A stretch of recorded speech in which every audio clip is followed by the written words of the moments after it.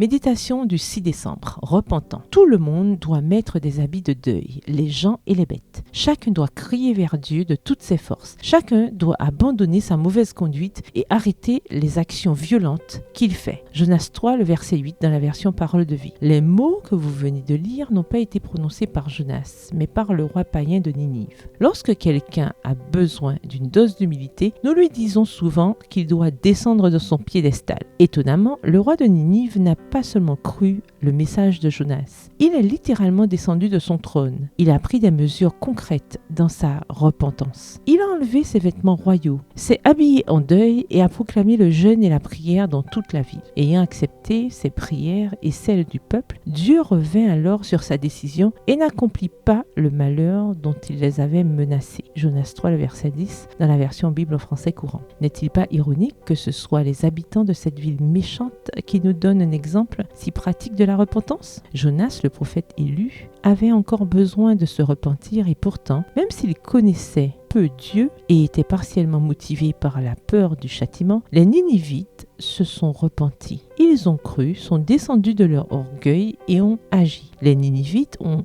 accepté le diagnostic que Dieu leur avait donné, sans excuser leur comportement ni détourner le regard. Ils se sont humiliés et ont enlevé les vêtements qui les faisaient paraître sains et forts. Au lieu de cela, ils ont mis des vêtements de deuil qui correspondaient au diagnostic de Dieu. Enfin, ils ont pris des mesures concrètes. Ils ont jeûné, prié intensément et abandonné leur méchanceté. Ce n'était pas un repentir abstrait. Comme une marée montante, le repentir a inondé tous les aspects de leur vie et a tout recouvert. Leurs pensées, leurs actions, leurs vêtements et même leurs animaux. Notre capacité à nous repentir est limitée. Jésus a dit aux chefs religieux de son époque que les Ninivites se lèveraient un jour en jugement contre eux. Voir Matthieu 12, verset 41. Ironiquement, la connaissance théorique des scribes et des pharisiens était l'obstacle qui les empêchait de reconnaître leur faiblesse. Nous avons besoin du Christ pour nous repentir. Ellen White déclare « Mais l'homme n'est pas capable de produire une telle repentance. Il ne peut l'expérimenter que par le Christ. » Texte tiré du livre Messages choisis au volume 1 au chapitre 62 à la page 460.